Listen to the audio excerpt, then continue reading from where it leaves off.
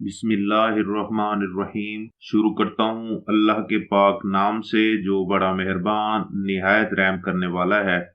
आज हम आपको तहारत से मुतालिक बताएंगे कि पाकीज़गी क्या चीज़ है। उससे रिलेटेड हदीस मुबारक भी आपको सुनाएंगे कि इंसान को हर वक्त पाक साफ रहना चाहिए। अगर वो पाक साफ रहेगा तो अपनी 5 वक्त की इबादत भी टाइम के ऊपर कर सकेगा। अगर नापाक रहेगा तो उसका ज़मीर भी उसे इजाज़त नहीं देगा कि वो मस्जिद में जाए और नमाज अदा करे।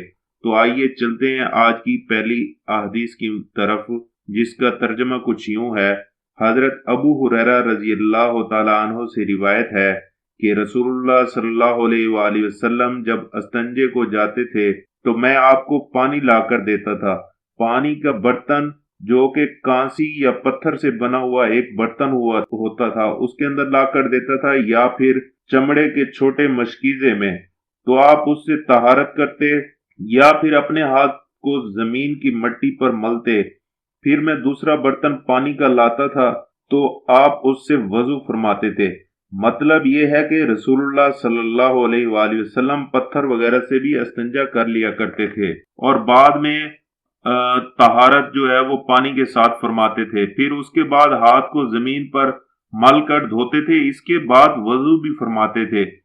हदीस के रावी हजरत अबू हुरैरा रजी अल्लाह तआला अन्हु फरमाते हैं, आपके अस्तंजे और वजू के लिए पानी लाकर देने की सआदत अमूमन मुझे हासिल होती थी। सहीहीन की एक रिवायत से मालूम होता है कि इस हदीस में हजरत अनस रजी अल्लाह तआला अन्हा के भी खास जिक्र है। इस हदीस से मालूम हुआ आपकी आदत मुबारक यही थी कि कज़ाए हाजत और उस अस्तंजे से फारिग होकर वजू भी फरमाते थे, लेकिन कभी कभी ये जाहिर करने के लिए कि ये वजू करना सिर्फ ये फर्ज करना औला अफजल है, फर्ज या वाजिब नहीं है, आपने इसको तर्क भी किया है। चुनाचा इब्ने माजा में हजरत आयशा सिद्दीका रजी अल्लाह तआला अन्हा से रिवायत है कि एक दफा रसूलुल्लाह सल्लल्लाहु अलैहि वसल्लम पेशाब से फारिग हुए तो हजरत उमर रजी अल्लाह तआला अन्हु वजू के लिए पानी लेकर खड़े हो गए।